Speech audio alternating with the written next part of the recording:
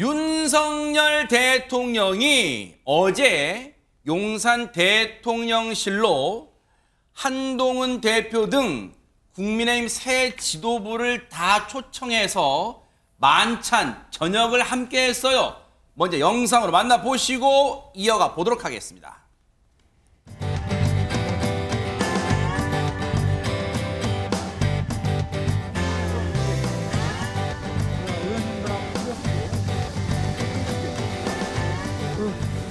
뭐 살이 더 빠졌어?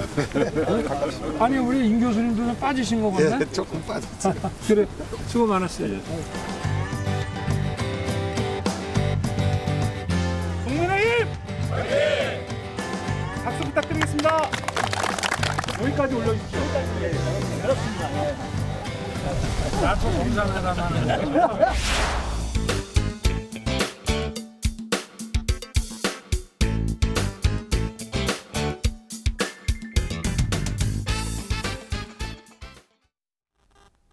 여기까지 보신 분들은, 시청자분들은 아니 삼겹살 먹었다면서 왜 삼겹살 먹는 그림은 안 보여줘 하는데, 아쉽게도 영상이 여기까지밖에 공개가 안 됐어요. 그런데 삼겹살을 먹긴 먹었다는데, 앞서 제목 보니까요, 김묘성 기자님,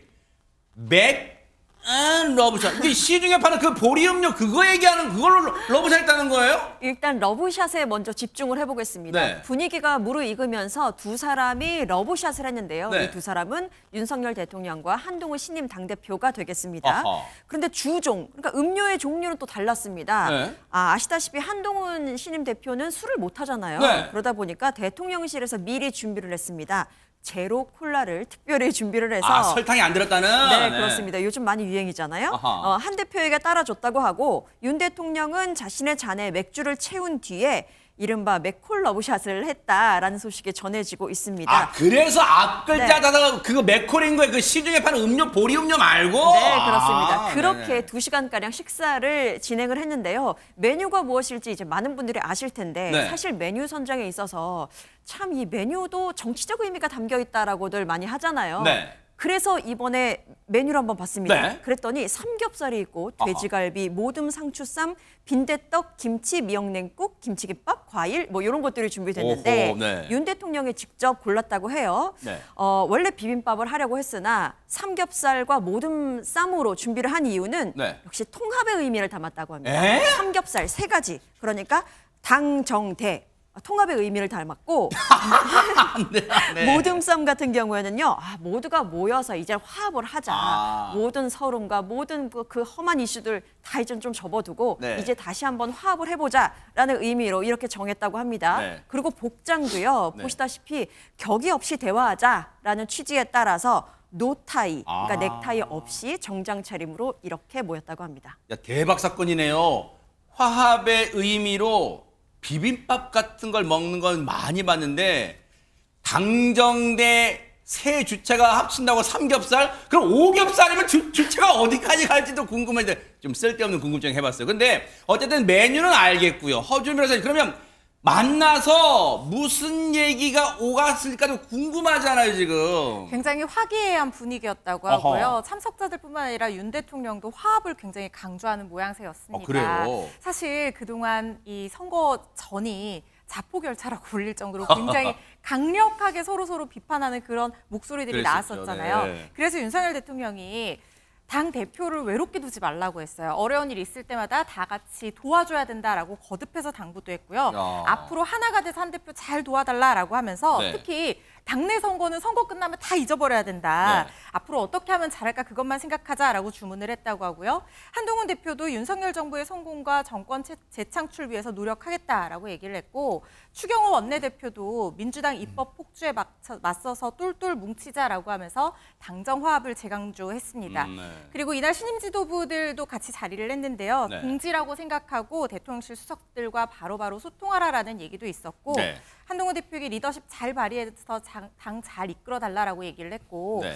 또 굉장히 눈길을 끌었던 게 이 선거에서 경쟁했던 후보들, 낙마한 사람들도 여기 다 같이 자리를 하고 그러네요, 있었거든요. 진짜. 네. 다 소통과 화합을 강조하는 발언들을 했습니다. 네. 나경원 의원이 이제는 모두 우리 윤석열 대통령의 수석 대변인이 돼야 된다, 이런 발언도 했다고 하고요. 네. 윤상현 의원도 결국에는 정부가 성공하는 것이 윤 대통령이 성공하는 것이 당과 모두의 성공이다. 또 원희룡 장관도 원팀 정신을 강조하면서 네. 화합하고 그동안의 해묵은 감정들을 씻어내는 분위기였다고 합니다. 네, 저렇게 이제 사실 당대표 선거에서 낙선한 사람들은 쉽게 말해서 선거에 지면 찬밥 신세가 되기 마련일 텐데 또 최고위원회 나왔던 분들도 마찬가지겠죠.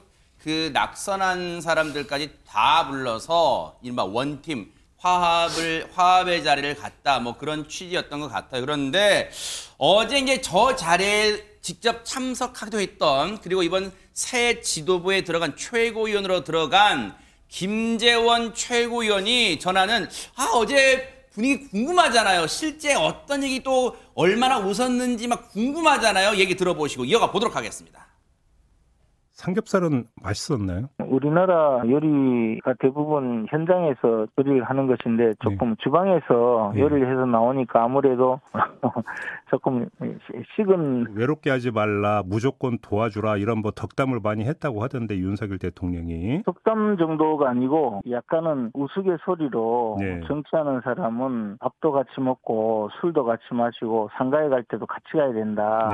당대표가 설사 그런 모습을 보이지 않더라도 최고위원들이 먼저 그렇게 자꾸 대표와 함께 움직이도록 그렇게 노력을 좀 해달라고 그런 주문까지 할 정도로 신경을 많이 쓰는 모습이었습니다. 한동훈 대표가 대통령에게 여러 가지 다가가려는 모습 그런 것이 굉장히 눈에 띄었습니다.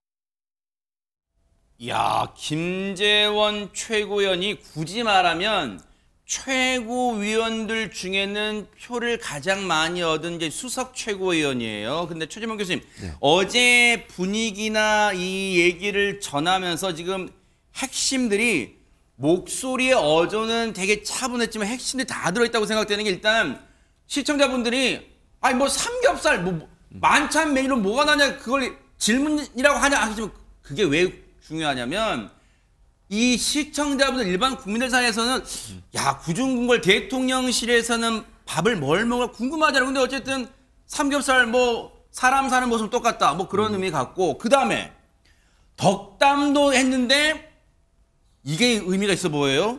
사람이 정치하는 사람은 밥도 같이 먹고 술도 같이 먹고 상가에 갈 때도 같이 가야 된다. 이 말은 무슨 말로 해석해야 되는 거예요? 왜냐면 그러니까 한동훈 대표를 중심으로 해서 최고위원들이 뭉쳐야 된다 이런 의미로 보여져요. 그러니까 왜냐면 그러면서 뒤에 그런 말도 했잖아요. 대표가 안 나서더라도 최고위원이 먼저 가서 같이 가자고 하고 같이 좀 행동하고 아마 한동훈 이제 대표가 이제 정치에 입문한 지 그렇게 긴 시간 아니잖아요. 그러다 보니까 이제 본인이 활동하는 영역에 있어서 좀 가볍게 혼자 다닐 수도 있을 텐데 그러지 말고 최고위원들이 함께 가서 분위기도 띄우고 이렇게 해라라는 얘기로 들려지고요. 다만 이제 김재원 최고위원 지금 최고위원이 됐으니까요. 최고위원 같은 경우에 라디오 인터뷰에 나와서는 또 딴 얘기를 해서 이 인터뷰 말고 그 전에 인터뷰가 하나 있었는데 그 인터뷰에 와서는 약간 그 한동훈 대표에 대해서 견제하는 듯한 발언을 또 했거든요. 그래서 이게 어떤 부분 왜냐하면 이제 이 인터뷰 지금 우리가 들었던 인터뷰는 대통령실 가서 만찬이 어땠느냐 하는 부분을 설명하는 자리니까 그걸 주로 얘기를 했지만 만약에 이슈나 사안에 대해서 최고위원과 대표 간에 이견이 생겼을 경우에 어떻게 할 거냐 하는 부분은 또 다른 관점으로 봐야 되는데 김재원 최고위원이 뭐라고 얘기했냐면 당의 당무를 집행하는 입장에서는 원내대표와 협의를 하고 원내대표와 대표 의견이 다르면 원내대표 의사를 따라야 된다 이렇게 얘기했어요. 그러니까 이게 사실은 이제 물론 원내대표가 일정 부분 국회에서는 주요 역할을 하는 건 맞습니다. 뭐 원내에서 의총을 해서 어떻게 의총이 하나로 의견이 모아지고 당론으로 채택되면 그걸 추진하는 주도적인 역할은 원내대표가 하는 게 맞아요. 그렇지만 체계로 보면 원내대표 이후에 대표가 있는 건 분명하고요. 대표가 일정 부분의 컨트롤 타워 역할을 하는 것이 일반적인데 그런 부분들을 약간 부인하는 듯한 말을 했고 김민전 최고위원도 이번에 이제 여성 목소로 들어오셨는데 이분도 뭐 이 특검법 관련해서 얘기를 하면서 당론에 따라야 된다는 얘기를 했고 그러면서 이제 원내대표가 주도적으로 해야 한다 이런 얘기를 했거든요. 그래서 이렇게 이제 소위 최고위원 중에 친한 친윤으로 분류되는 분들의 비율이 좀 있어요. 2대3 정도가 되는데 이렇게 됐을 경우에 지금은 뭐 별 문제가 없지만 특정 어떤 이슈나 사안이 발생했을 경우에 충돌할 가능성을 전혀 배제할 수 없는 상황이다 이렇게 볼 수 있을 것 같습니다. 어제 이제 아까 영상에도 나왔습니다만 보통 우리가 생각할 때 대통령 옆자리가 누가 앉을지가 초미의 관심이잖아요. 보세요. 대통령을 중심으로 왼쪽으로는 이번에 당대표 선거에서 낙선한 나경원 의원 먼저 딱 앉아있고요. 보세요. 그리고 오른쪽을 보면 그럼 오른쪽은 이긴 사람 한동훈 대표겠네 했더니 누가 앉아있어요? 추경호 원내대표가 앉아있단 말이에요. 그러니까 몇 사람 건너뛰고 지금 한동훈 대표가 있어요. 그럼 보세요. 지금 마주보고 있습니다. 마주보고 있는데 저렇게 나란히 마주보고 있게 만드는 게 뭔가 예우해 주는 거예요, 최재문 교수님? 아니면 옆자리에 앉게 하는 게 예우하는 걸까요? 일반적으로는 저런 장면에서는 마주보기 하는 게 맞아요. 네. 그러니까 왜냐면 이게 예를 들면 외국 정상이나 아니면 다른 정당하고 만날 때는 옆에 앉아야 돼요. 예를 들어서 민주당과 대통령, 국민의힘이 함께 만난다. 그러면 네. 당연히 대통령 옆에 한동훈 대표가 앉아야 되겠죠. 네. 그러나 지금 상황은 의자 배치로 보면 상석이 바로 맞은편에 있는 사람이에요. 아하. 왜냐하면 전체 국민의힘을 대표해서 왔고 당정이라고 하는 게 물론 당정이 같은 마음이고 같은 팀이라고 볼 수 있지만 지금 모임 자체는 한동훈 대표 체제가 출범한 것에 대한 축하의 모임이기 때문에 대표가 당연히 앞에 앉아 있는 게 맞아요. 저 앞에 앉는 건 맞고 네. 다만 이게 배치가 약간 애매해요. 네. 그러니까 정 앞이 아니라는 거죠. 그렇죠. 왜냐하면 지금 보세요. 영상 보면 네. 딱 정확히 앞쪽이 딱 아니에요. 합쳐지는 앞이 아니란 말이에요. 그렇습니다. 그래서 이 부분이 상당히 좀 오해를 불러일으킬 수 있어요. 네. 예를 들면 요 모습 추경호 원내대표, 한동훈 대표 사이에 지금 대통령이 앉아 계시거든요. 네. 그러다 보니까 이게 왜 1대1로 이렇게 보게 만들지 않고 중간에 배치를 했을까? 힘의 균형을 맞추려고 하는 게 아닌가 이런 의혹이 드는 거예요. 왜냐하면 네. 추경호 원내대표는 잘 아시는 것처럼 윤석열 정부 출범부터 장관을 했던 분이에요. 그렇죠. 기획재정부 장관을 했었죠. 그렇죠. 그러니까 친윤으로 분류되는 분이기 때문에 네. 그런 점에서 대표에게 완전히 힘을 실기보다는 좀 힘의 균형을 맞추려고 하는 게 아닌가 하는 생각이 들고 또 하나 눈에 띄는 장면이 있습니다. 네, 뭘까요? 일반적으로요. 네. 지금까지 국민의힘에서 대표가 선출되고 나서 대통령실에 만찬을 할 때 대부분 다 떨어진 분들은 안 불렀어요. 근데 이번만 급하게 자리를 마련하고 그러니까 선거가 끝나자마자 전당대회 끝나자마자 불렀는데 떨어진 분들도 함께 불렀어요. 네. 두 가지 의미로 저는 해석을 하는데 뭐 제 개인적인 해석이니까요. 한동훈 대표와 윤석열 대통령이 이렇게 두 분이 만나는 것에 대한 부담감이 좀 있을 수 있다는 얘기를 하고 싶고 네. 두 번째는 옆에 떨어진 분들이라고 하는 분들 나경원 지금 의원이 옆에 앉아 계시잖아요. 네, 원희룡 전 장관도 옆에 앉아 있고 네. 그런 부분으로 본다고 하면 이분들이 어쨌든 친윤계로 불리고 열심히 뛰었긴 했는데 결국 이제 낙마를 했습니다만 네. 그런 점에서 본다고 하면 이분들에게도 힘을 실어주려는 의도가 있지 않았나 이런 점도 네. 예전에 그 전당대회 끝나고 만찬과 대통령실의 만찬과는 약간 차이가 있는 부분이라는 생각이 듭니다. 자, 요게 어제 있었던 용산 대통령실에서 있었던 한동훈 대표와 새 지도부를 초청한 만찬이었잖아요. 그런데 오늘 공개가 된 또 하나의 만찬 사진에 눈길이 간다면서요. 김효성 기자님 어떤 만찬입니까? 네, 전당대회 당일로 한번 가보겠습니다. 한동훈 신임 당대표가 당대표로 선출된 직후의 일인데요. 7월 23일 화요일? 네, 그렇습니다. 서울 영등포의 한 보쌈집에 이렇게 만찬을 하는 모습이 언론 카메라에 포착이 된 건데요. 지금 가운데 한동훈 신임 당대표 보이시죠? 이곳에 모인 사람들 굉장히 많이 모여 있는 것 같은데 네. 누가 모였는지 한번 읊어드리겠습니다. 최고위원에 선출된 장동혁 진종호 의원, 삼선의 송석준 의원, 재선의 김형동, 박정아, 배현진, 서범수 의원, 초선의 김소희, 김희상, 정성국 등 의원 등 이렇게 30여 명이 모였습니다. 이분들의 공통점이 무엇일까요? 바로 친한이라고 읊을 수 있겠죠. 그렇습니다. 한동훈 비대위 체제에서 사무총장 수석대변인 비서실장을 맡았던 분도 계시고 또 이번에 전당대회 국면에서는 새롭게 친한 진영에 합류한 분들도 예를 들면 배현진 의원 같은 경우 네. 이렇게 모습을 확인할 수 있습니다. 그리고 진종호 의원 같은 경우에는 지난 총선 국면에서 한동훈 위원장이 직접 영입한 인사로 꼽히고 있죠. 아무래도 62%가 넘는 압도적인 지지를 받으면서 당대표에 선출되었기 때문에 그냥 넘길 수 없었나 봅니다. 네. 이렇게 친한 의원들이 한데 모여서 만찬을 하는 모습이 포착이 됐습니다. 지금 사진을 보면 이제 아까 그 의원들 이름이 이제 적힌 사진을 좀 보여주세요. 여기 보면 이제 이 사진은 바로 옆에 한동훈 대표 왼쪽으로 서범수 의원이 있어요. 이제 서범수 의원 하면 혹시 여러분 아시겠지만 이번에 전당대회 선관위원장도 맡았던 서병수 의원의 친동생입니다. 물론 이번 총선에서는 낙선하긴 했습니다만 형인 서병수 의원은 5선 출신이죠. 서범수 의원 재선입니다. 그리고 그 오른쪽에 유영원 의원은 여러분 아시겠지만 모 신문의 군사 전문 기자로 이름을 떨쳤던 유영원 의원 비례대표고요.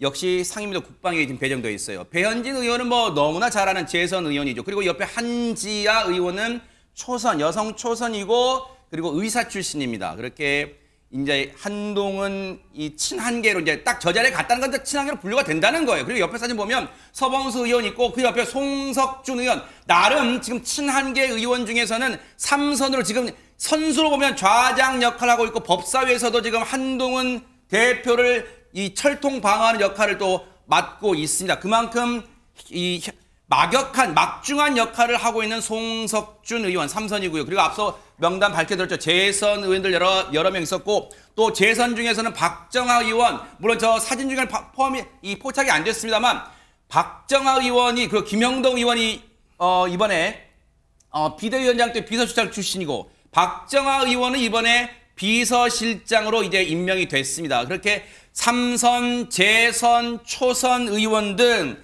안진용 기자님 사실 저분들이 그리고 이 장동혁 최고위원과 진종호 최고위원도 둘 다 배지니까 저 배지들이 저 국회의원들이 앞으로 지금 정치권에 입문한 지 7개월밖에 안 된 한동훈 대표가 앞으로 당을 이끌어가는데 막중한 역할을 할 것으로 누가 봐도 기대가 됩니다. 네, 그렇기 때문에 일각에서는 친한계를 알리는 출정식이다라는 얘기도 나오고 있고요. 저 사진 속의 한 대표의 모습, 주먹을 불끈 쥐고 근래 본 가장 밝은 표정이죠. 저 표정이 모든 것을 설명을 하는 것 같습니다. 네. 그렇기 때문에 이날 한 대표, 누군가 건의한 것도 아닌데 주먹진 모습 좀 보여주세요. 이제 쭉 흘릴 거예요. 네네. 나옵니다. 네네. 그러다 보니까 현장에서 바로 이 모습이죠. 네네. 저 밝은 표정의 한 대표, 결국은 또 다른 행동을 옮기게 되는데 바로 먼저 건배사를 제의를 했다는 겁니다. 아하. 술자리를 즐기는 편도 아닌데 일단 콜라를 들고 위하여라고 외쳤다고 하고 끝이 어딜지는 모르겠지만 이 팀과 끝까지 함께 가보자라는 또 멘트도 남겼다고 합니다. 네. 이에 대해서 관계자들은 한 대표가 총 당선을 축하하고 고생한 실무진을 격려하는 자리라고 얘기를 했고요. 아무래도 친한계는 초재선 의원들이 많이 모여있고 여의도에 입성한 지 7개월밖에 되지 않았지만 이렇게 원내 기반이 아직은 약한 한 대표가 당 쇄신을 할 때 든든한 지원군이 향후 될 것으로 예상이 됩니다. 야, 이게 전당대회를 일산에서 했잖아요. 그 킨텍스에서 했는데 어쨌든 마치고 여의도까지 왔는데 또 여의도 코앞에서 하면 여러 언론에 포착될까 봐 나름 영등포 고가차도를 건너서 조금 지나서 갔는데 저기가 최재봉 교수님도 아시겠지만 저도 국회 출입할 때 몇 번 가봤습니다만 족발 보쌈 전문집이에요. 그게 좀 맛있어요. 근데 거기로까지 나름 눈을 피해서 갔지만 어쨌든 이 언론 딱 포착됐어요. 그러니까 지금. 못 피했죠. 결국 이제 한동훈 대표 입장에서는 저분들과 한 팀이라고 본인도 얘기하잖아요. 이 팀과 언제까지 끝까지 가보자라고 얘기하지 않습니까? 의미심장한 얘기예요, 이게. 의미심장한 얘기죠. 저분들이 이제 앞으로 한동훈 체제에서 국민의힘의 중요한 역할을 감당한다. 요거 한번 읽어주시죠. 네, 끝이 어딘지는 모르겠지만 이 팀과 끝까지 함께 가보자. 야, 이거 되게 의미심장한데 의미심장하죠. 이게. 끝이 어딘지 모르겠습니다라는 말을 그냥 제가 해석해보면 대선까지 가겠다는 의도로 들려줘요. 네. 끝이 어딘지 모르겠습니다만 이란 말은 대선까지 함께 가보자 이런 얘기고 저렇게 정말 저렇게 환하게 웃으면서 기분 좋게 아까 대통령실 갔을 때 표정하고 완전히 다르잖아요. 그러네요. 표정이. 사실 여기는 한동훈 세상이잖아요. 지금. 그럼요. 그렇죠. 그러니까 대통령실에 갔을 때는 아직 앙금이 완전히 풀렸다고 저는 보지 않아요. 물론 대통령이 여러 가지 덕담도 하셨지만 그럼에도 불구하고 뭐 아까 제가 소개한 그 두 가지 인터뷰만 들었을 때 한동훈 대표 입장에서 얼마나 기분이 안 좋겠습니까? 원내대표가 주도권을 쥐어야 한다고 얘기하는 최고위원들이 함께하는 최고위원회에서 본인이 어쨌든 좌장 역할을 해야 되는 건데 그 모든 역경을 이겨내고 대선까지 함께 갈 수 있는 사람들은 바로 여러분입니다. 아하. 그런 의미라고 저는 봐요. 그렇기 때문에 어제 저 모임에 나온 인물 한 명 한 명이 한동훈 체제 국민의힘에서 중요한 역할을 담당할 것이고 앞으로 한동훈 체제가 만약에 흔들리게 되면 가장 앞장서서 그걸 방어하고 막아낼 사람들이다. 아하. 그래서 한동훈 입장에서 가장 믿을 만한 사람들을 모아서 기분 좋게 어떤 승리에 대한 만끽을 한 자리가 아니었나 이렇게 생각이 됩니다. 바로 이 장면도 그런 걸 딱 보여줘요. 어디선가 아마 축하한다는 전화가 걸려왔겠죠. 그렇죠. 한동훈 대표가 밝게 또 전화하는 모습인데 최명기 원장님 사실은 저 자리에 이제 같이 갔던 의원들이 사실 이 언론이 멀리서 망원렌즈로 찍고 있는지를 알았을지 몰랐을지 모르겠지만 어쨌든 저 사진에 찍혔다는 것은 앞으로 이제 나는 한동훈 계다라고 뭐 보증수표 같은 게 되겠어요, 사진이. 맞습니다. 저게 이제 시작이 되는 거고 그런 다음에 지금의 입장에서는 저분들도 결국 저기에 가게 되면은 다른 쪽이 아니게 되는 거거든요. 아하. 그렇기 때문에 본인의 입장에서는 아주 분명한 선택을 한 거고 이제 각자는 그 분명한 선택에 대한 대가를 갖다 책임도 져야겠죠. 네. 책임을 지게 되고 그게 좋은 결과가 될지 네. 아니면은 힘든 결과가 될지는 이제 앞으로의 정치가 결정해 주겠죠. 어쨌든 다시 말씀드리지만 이 의원들은 장동혁 최고위원, 진종호 최고위원 이 두 사람 다 뺐집니다. 이 의원들이 3선부터 재선, 초선까지 지금 총망라된 이 의원들이 앞으로 정치 입문 7개월짜리 한동훈 대표가 앞으로 당을 이끌어가는데 아주 막중한 역할. 그래서 주요 보직에 벌써부터 하마평에 오르는 의원들도 있어요. 지금 그만큼 막중한 역할을 할 것으로 기대가 되는데 지금 당대표 된 지 얼마 안 돼서 23일 날 전당대회를 했으니까 오늘 25일이죠. 이틀 지났어요. 그러면 나름 우리의 상식적으로 봤을 때는 여야 관계가 야당에서도 일종의 허니문 기간, 좀 이렇게 달달한 기간을 가질 것으로 우리는 보통 상식적으로 생각하지만 그 허니문 기간, 야, 꿈도 꾸지 마라 이런 얘기가 나온답니다. 영상 만나보시고 이어가 보도록 하겠습니다. 일정 제1항 한동훈 전 법무부 장관의 검사, 장관 재직 시 비위 의혹 및 자녀 논문 대필 등 가족의 비위 의혹 등 진상규명을 위한 특별검사 임명 등에 관한 법률안부터 의원을 일괄하여 상정합니다. 위원장님을 존경하고픈 위원장님이라고 말씀을 드렸어요. 예, 존경받아야 될 우리 정청래 위원장님께 간곡히 제가 다시 한번 말씀드립니다. 그 우리 국민의힘 당대표 선출이 된 게 어제 아닙니까? 그래 어제 선출되셨는데 오늘 첫날 정말 여당 당대표에 대한 특검법을 1호 안으로 올리는 그 법사위가 정상입니까? 어제 전당대회에서 당대표 선출했는데 축하 인사를 이런 방식으로 하는지 묻고 싶습니다. 지금 송석준 의원 앞서 만찬, 그 전당대회 당일날 만찬에도 있었던 삼선의 송석준 의원이 이렇게 법사위에서 지금 정청래 법사위원장의 격앙된 목소리로 항의하고 따져 물었어요. 지금 전날 통과된 법안이 대체 뭐길래 저런가요? 허준 변호사님이 설명 좀 해주세요. 네, 크게 두 가지가 있는데요. 하나는 한동훈 특검법과 하나는 김건희 특검법입니다. 한동훈 특검법은 그야말로 한동훈 대표가 장관 그리고 검사로 재직하던 당시에 있었던 야당에서 제기하는, 야권에서 제기하는 거의 모든 의혹을 총망라해서 특별검사 임명해서 수사 한번 해보자라는 내용을 다 털어보자 이거군요. 그렇죠. 네. 그런 법안인데요. 뭐 구체적인 내용을 간략하게만 설명드리면 네. 이른바 고발사주 의혹, 그러니까 손준성 검사가 김웅전 의원을 통해서 특정 언론사의 보도를 관련해서 문제를 삼은 그래서 유시민 전 장관 등을 고발했던, 그리고 그 배경에 당시 상관이었던 한동훈 검사장이 있고 윤석열 대통령이 있다는 바로 그 고발사주 의혹도 내용으로 담겨 있고요. 그리고 또 이 담겨 있는 내용이 이른바 패소할 결심 의혹입니다. 이게 뭐냐면 윤석열 당시 검찰총장이 추미애 전 장관에게 2개월 정직 처분을 받았는데 이 징계 취소 소송이 있었는데 이게 1심에서 승소를 했거든요. 그런데 2심 이 승소를 한 주체는 바로 이 국가였습니다. 법무부였는데 2심에서 법무부 패소로 바뀌어요. 그리고 불복하지도 않으면서 그때 당시 2심에서 바뀌게 만든 장 본인이 당시 한동훈 법무부 장관이 아니냐라는 의혹이에요. 왜냐하면 1심 때는 이 한동훈 대표가 법무부 장관이 아니었는데 2심으로 진행되면서 윤석열 대통령이 대통령이 되고 한 장관이 장관이 돼서 피고가 됐거든요. 그래서 1심 변호인단, 승소한 변호인단을 아무 이유 없이 교체를 했다는 거예요. 이거 뭐 일부러 그렇게 한 거 아니냐 이런 의혹들, 그리고 뭐 불법 댓글이라든가 이 자녀 논문 대필 의혹 이런 것들 그야말로 종합적으로 다 보자는 거고요. 김건희 여사 관련해서는 도이치모터스 주가 조작 사건, 또 명품 가방 수수 의혹, 그리고 이 과정에서 알려진 모든 인지 사건들 다 같이 한번 수사해보자라는 내용이 지금 상정이 된 겁니다. 네.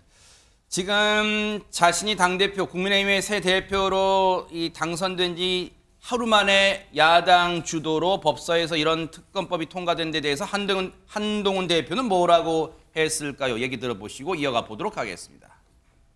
다수의 의석을 가지고 있다고 해서 기본이 안 되는 것을 밀어붙일 수 있는 게 민주주의인가요? 그렇지 않거든요. 그리고 대한민국은 그런 막무가내식의 억지를 제지할 만한 시스템과 그리고 국민적인 수준을 갖고 있다고 저는 생각합니다. 오늘 더불어민주당을 비롯한 거대 야당이 그동안 민주당이 발의했던 차상병 특검법을 아마 기습적으로 상정할 가능성이 높은 것으로 보입니다. 이렇게 더불어민주당이 전당대회 직후라는 시점을 선택한 의도는 전당대회 직후 남은 감정들 때문에 우리 국민의힘이 분열할 거라는 얄팍한 기대일 거라고 생각합니다. 그런데 그거 착각이라는 말씀 분명히 드립니다.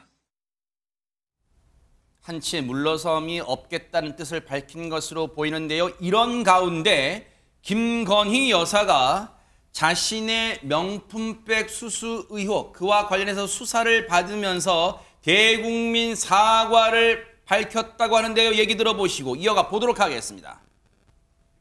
사실 아직까지는 이제 영부인님이 지금까지 국민들한테 어떠한 입장도 표명하신 적이 없으셨는데, 수사를 받기 전에 조서에는 기재가 되지 않았지만 심려를 끼쳐드려서 국민들에게 죄송하다라고 말씀을 드리고 성실히 조사에 임했습니다. 영부인이든 대통령이든 이런 자리에 계신 분들은 사실 자기가 가지고 있는 생각에 공식적인 입장이 될 수가 없습니다. 그러니까 여러 가지 정부적 판단을 거쳐야 되고, 그렇기 때문에 이제 사죄를 하고 싶다고 하더라도 사죄를 갖다 쉽게 할 수 있는 사항은 아니었고요. 근데 다만 이게 이런 마음이 진심이라는 거는 좀 말씀을 드리고 싶습니다. 국민께 심려를 끼쳐 죄송하다는 그 사과는 진심이었다, 이렇게 말을 했어요, 변호인이. 그러면 우리가 지금 궁금해하고 또 지금 정치적 쟁점, 이 여당 내에서도 뭔가, 그리고 검찰 내에서도 지금 내홍이 일고 있는 부분이 뭐냐? 제3의 장소로 검찰의 인바 출장 조사를 간 것을 놓고, 그럼 이 부분에 대해서는 어떻게 얘기를 했을까요? 관련 얘기 좀 들어보시고 이어가 보도록 하겠습니다. 혐의 입증할 수 있는 증거가 불충분한 경우에는 거의 대부분 서면 조사 정도로 하는 것이 거의 간행입니다. 근데 현직 영부인이 헌정사 최초로 대면 조사를 받았고, 사실 저는 그래서 이런 경우에는 서면 조사만으로도 충분하다고 생각을 했는데, 사실 서울중앙 수사기관 입장에서는 또 그래도 국민적 의혹이 있는 사건에서 서면 조사를 받는 거는 본인들이 부담이 굉장히 컸고요. 그래서 저희는 그런 점을 고려해서 전격적으로 3위 장소라도 대면 조사에 임하게 된 것입니다. 굉장히 오랫동안 강도 높은 조사를 받았습니다. 한 번 정도 쉬었고요. 12시간 정도는 굉장히 깁니다. 그래서 영부인 같은 경우에는 대선 후보 시절부터 이제 굉장히 많은 공격을 받아서 사실 몸이 굉장히 안 좋으셨어요. 그래서 현재 허리도 굉장히 안 좋으신 상태고, 그래서 저희가 장기간 조사가 가능할지 여부도 사실은 의문이었던 상황이었기 때문에 이제 조사 충분히 받으실 수 있다라는 의견 표명을 해주셔서 저희가 이제 조사를 강행하게 되었습니다. 변호인이 나름 뭔가 다 진솔하게 털어놓는다는 것은 뭐 긍정적으로 볼 수는 있겠습니다만, 물론 영부인이라는 자리가 공식적인 직함은 아니긴 합니다만, 지금 영부인의 건강 상태까지 다 구체적으로 언급을 열거를 했어요. 이게 또 바람직한가 또 나중 문제겠습니다. 어쨌든 이 얘기는 어떻게 들으셨어요? 일단 몇 가지 사안에 있어서 국민들이 보기에는 조금 미흡한 부분이 있다고 생각해요. 저 말은. 첫째는 아까 말씀하신 것 중에 사과 얘기가 나왔지 않습니까? 근데 국민들 앞에 사과하거나 아니면 대통령께서 공식적으로 사과한 내용이 아니고 조사받기 전에 조사관들 앞에서 했다는 얘기 아니겠습니까? 국민들에게 심려를 끼쳐 죄송하다. 그거는 사과라고 보기가 어렵죠. 조사하는 과정에 수사관들 앞에서, 검사들 앞에서 국민들 앞에 죄송하다 이렇게 얘기한 게 무슨 사과인지 제가 잘 모르겠고요. 두 번째는 그러면서 또 이게 이런 얘기죠. 정무적 판단을 거쳐야 하기 때문에. 이거는 뭘 연상시키냐면 지난번 문자 파동을 또 연상시켜요. 정무적 판단을 누가 하는 거죠? 그러니까 본인의 판단만으로는 사과가 어렵고 다른 정무적 판단이 들어가야 되는데, 지난번에 예를 들면 한동훈 지금 현 대표가 그 비상대책위원장 하실 때에 사과하고 싶은 의사를 전달했음에도 그게 안 받으랬다, 이 얘기가 또 떠오르잖아요. 그런 점에서 저는 이게 별 도움이 안 된다는 말씀을 드리고 싶고, 두 번째는 사건 관련해서 처벌 규정이 없는 사건 이렇게 규정을 하셨는데, 처벌 규정이 없다고 하는 건 변호인의 입장이에요.